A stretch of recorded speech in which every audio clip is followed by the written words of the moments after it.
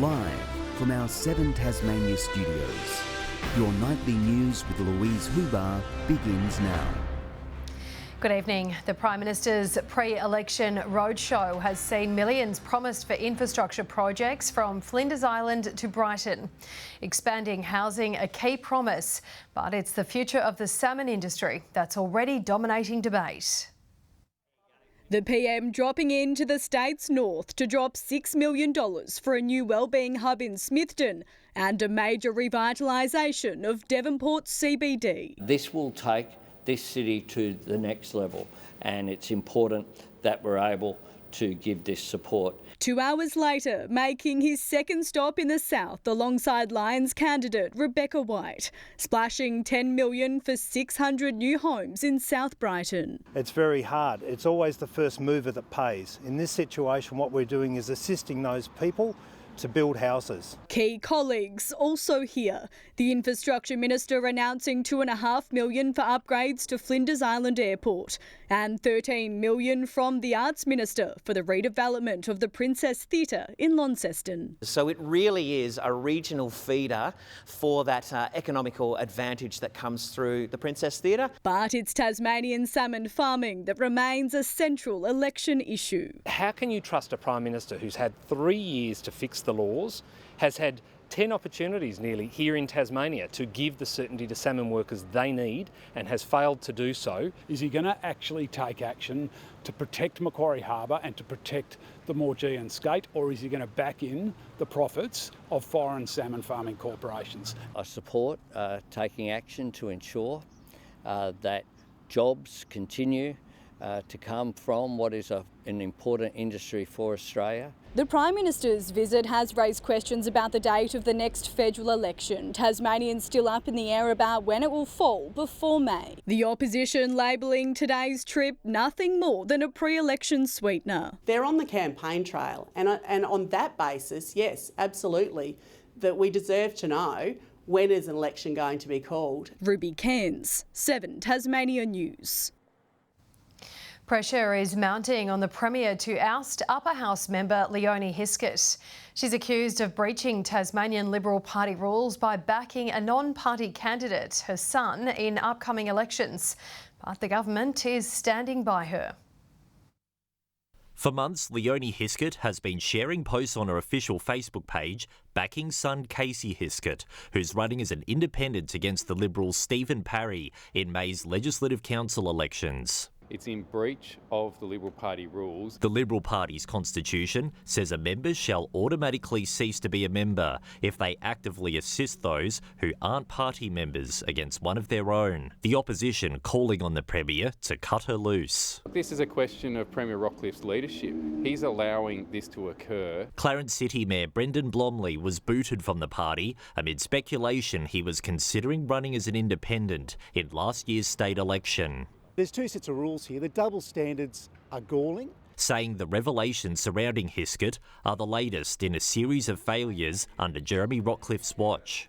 He is weak and he is pathetic and he needs to go. The government says it's not a matter for the Premier. You need to address those questions to the organisational wing of the Liberal Party. Standing by their leader of government business in the Upper House, who is resigning at the end of this term. She's supporting her son, who's putting his hand up to be voted in by the members of his community.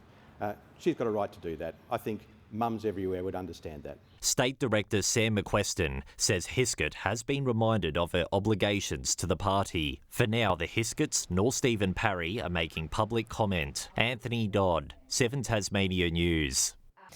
TT Line has appointed a new chair to guide the troubled ferry operator through the Spirits of Tasmania fiasco and its dire finances.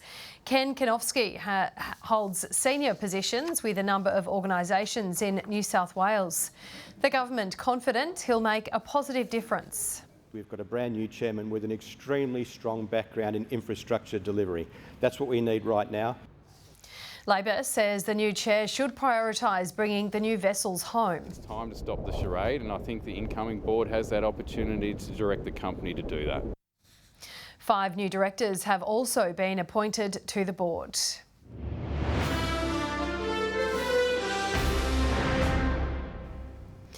Concerns have been raised about the closure of an independently owned GP clinic in Richmond as practices struggle to cope with rising costs. The Bridge Street Surgery's founder says growing demand and a lack of long-term GPs is causing staff to burn out. We are supporting general practices wherever we can to set up and to stay in Tasmania. The Minister says the federal government has more responsibility in delivering primary health care.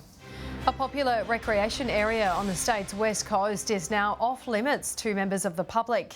Lake Rosebury at Tulla has been closed after an oil spill was detected near the Henry Bay boat ramp yesterday. Environment Protection Authority officers were on the water this morning, working to determine the source of the spill. The lake is expected to be closed for up to a week. Tasmanian families can now expect to fork out more than $6,000 each year to give their children a public education. Government school fees have jumped 9% compared with last year, a blow for parents struggling with rising costs. Many families are still recovering from the Christmas crunch. They're now facing back-to-school costs, with a 13-year public education fee rising 9% compared to this time last year in Tasmania. Public education for all is a basic human right. Sending a child to a government school from kindergarten to grade 12 will set parents back almost $79,000. We know that a significant proportion of families will consider going into further debt just to try to get their kids back to school in the right way. The biggest expenses are technology and musical instruments, followed by transport and those extras. It's the cost of camps, it's excursions, it's buying those footy boots. The Australian Education Union continues to call for more funding to boost resources and the state's poor academic outcomes. The state government is adamant it's addressing the issue. The government is taking serious steps to address some areas of traditional underperformance in our learners, particularly in the areas of literacy. Many cash-strapped parents are being forced to slash their budget in other areas, including cutting grocery and electricity bills, just to make ends meet. But there are some resources to help. Opportunities for families to get student assistance schemes when they fall upon hard times. Rebecca Gaidaneros, 7 Tasmania News. After close to 5 years tucked away, an iconic lolly shop is reopening tours for visitors to see how their beloved treats are created. Tasmanian favourite Gourlay's setting the final batches ahead of its grand reopening day.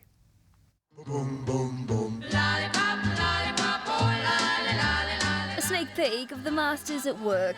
It's good news for sweet tooths. Gourlay's lolly makers are bringing the public back into their world of pure imagination. They need to bring their taste buds, and they also need to bring probably a bottle of water, because we're going to send their taste buds way sky high. The chocolate factory tours have been shelved for almost 5 years after COVID broke the mould and a facility change halted production. We were about 3 months without stock and production happening, and so we ran out of a lot of items. But now a sweet move's been pulled off. The iconic Launceston Confectionery Company leaving its long-term home at Pennyroyal, setting up shop at the Door of Hope. People being able to come and see us has just been on the back burner a bit while we got the place up and running. While they might have fresh digs, the traditional methods the lolly makers are known for are still the same. We still use the same equipment and still use the same methods as what they used to do in the early days. Securing a spot on one of these tours is almost as difficult as finding one of Willy Wonka's golden tickets. Bookings have been so popular, Gourlay's have had to open up more places just to meet opening day demand. We had to put on a fourth one, and that's also full. Victoria Eastoe, 7 Tasmania News. Mental health workers in the north of the state are being called on to be part of a life-saving emergency response team. The tri-agency model sees police, paramedics and clinicians respond to emergencies together. Rapidly assess the situation and provide the person at the centre of it with the care and the support and the health response that they need. Better health outcomes for those mental health patients experiencing emergencies, and it will also reduce pressure on our ambulance service. The model has already rolled out in the south, with teams attending more than 6,000 call-outs.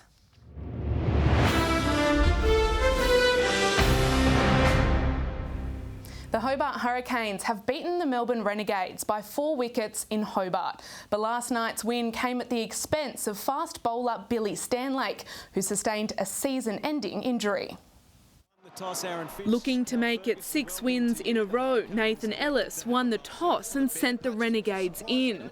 The first wicket coming at a cost. Billy Stanlake is out for the rest of the season, fracturing his shoulder while taking the catch. But it didn't seem to rattle the Purple Army. Riley Meredith too fast for Marcus Harris. This is some start from Riley Meredith and the Hurricanes. Jacob Bethel, the only shining light for the Melbourne Renegades, smashing 87 from 50. Melbourne 7 for 154. Meredith Hobart's best with 3 wickets. In reply, Mitch Owen smashed his third ball onto the hill for 6. That's what he likes to do. Caleb Jewell perished trying something similar. When Jake Dorrant was bowled, the Hurricanes were in trouble at 4 for 63. But again, they used the power surge to great effect. First, Nikhil Chowdhury blasted the ball into the crowd. That is some stroke from Chowdhury. Then, when Matthew Wade took O'Neill for 18 off his last over, the game had swung. It came down to 17 off 2 overs. The unstoppable Tim David cool under pressure. He got what he wanted, and the crowd get what they want. He understands on some nights he won't be able to get it done, but he gives himself the best chance, so it's nice to bat with him, that's for sure. The Hurricanes winning with 2 balls to spare, moving to the top of the ladder and securing a home final. The team hoping to continue their impressive run as they head to Queensland to play the Brisbane Heat tomorrow night. You know, their quicks are world class with Xavier and Nessa and obviously Spencer as well, so denying them of success early in the power play will be key to winning the game. The Australian women's cricket team has touched down in Hobart ahead of their Ashes test against England on Friday. Although coming off a win earlier this week, the Aussie squad are expecting a tough matchup. I think they're a quality side. They probably haven't played their best cricket yet and would love to improve on those performances. They've got some real match winners, some of the best players in the world, so it's going to be a really tough challenge. The Aussies go into the game with a 4-0 lead in the 7-match multi-format series. The Hobart Chargers have inked a new deal, welcoming 201-centimetre forward Henry McKennie to the ranks. The 24-year-old has played for Ipswich in the NBL 1 North League before spending time in the US college system, with the coach hoping he'll bring some athleticism to the side. I've challenged him to be one of the best defenders in the league, so that's where I see him using his ability to switch on the ball and guard different people. McKennie will arrive in Hobart in early March in preparation for the season opener against the Northwest Thunder in Ulverston on March 29. And there's another injury blow for the Jack Jumpers. Mujuk Dang sustaining an ankle injury, ruling him out of their game against the New Zealand Breakers tomorrow night. The squad already without key players Sean McDonald and Will Magnay as the team enters the pointy end of the season. Dang will be reassessed at the end of the week. Tasmanian Bonnie Davies is ready to kick goals in the UK's Women's Championship League after signing a contract with Blackburn Rovers Football Club.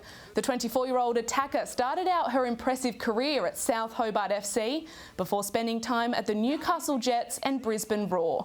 Davies could play her first minutes with the Rovers as early as this week when the club meets Portsmouth. Good evening. Hobart reached a high today of 25 degrees, Launceston 24, Devonport a top of 20 and Burnie 21. Flinders Island our maximum with 27 as temperatures generally sat above average. Grove and Bushy Park 24, Strawn 22, King Island, Low Head and St Helens 21, Smithton and Friendly Beaches 20 degrees. The rain developed over the west at Queenstown at 3 a.m. I know that for a fact. It gradually moved right across the state during the day. Strathgordon 13 millimetres to 4 p.m. Cloud also over Victoria and western New South Wales, containing the odd thunderstorm as well. Convective cloud over the tropics brought isolated storms to the far north. Tomorrow a high develops further over the Bight, pushing cold fronts well to the south. The trough cuts through central Australia, sliding south through Victoria. Winds west to southwesterly as strong as 35 knots early over the north and south, swells to 3 metres in western waters. We do have a gale warning that's been issued for waters between Tasman Island and Low Rocky Point, a strong wind warning for all remaining coastal waters, and we also have a minor flood warning for the South Esk River. Hobart 23 tomorrow, partly cloudy, 23 the top also for Cygnet. New Norfolk 10 overnight, 22 the maximum tomorrow. 25 for Launceston, a sunny day, 23 for Devonport and Campbelltown, bit of cloud about but fine. 22 for Burnie, a shower or two for Strawn, 60% chance, 20, and 22 for Smithton. And for the east, St Helens partly cloudy, 21 the high, 24 for Swansea, mostly sunny for Fingal and 23 degrees. On Thursday, fine and partly cloudy for most, just another chance of a shower over the west. Mostly fine and sunny Friday on the cards as winds turn southerly, and a fine day on Saturday after morning fog in the west. Sunny and pushing 40 in Perth tomorrow, fine but cloudy in Adelaide, possible shower in Melbourne, 21 the top for them. Showers for Canberra, Sydney and Brisbane. And I'm still struggling to figure out what day it is at the moment, obviously. Light rain over Hobart at the moment as we look at the current conditions. Might be light rain now, but there was a heavy downpour a little bit earlier, just less than an hour ago. And there's been some flash flooding over Risdon Road near the soccer grounds. And also Sandy Bay Road stormwater drains didn't cope well with that downpour either, Lou. So let's hope that clears pretty quickly. And that wraps up your news for this evening. Thank you for joining us. I'll be back later on with updates. Good night.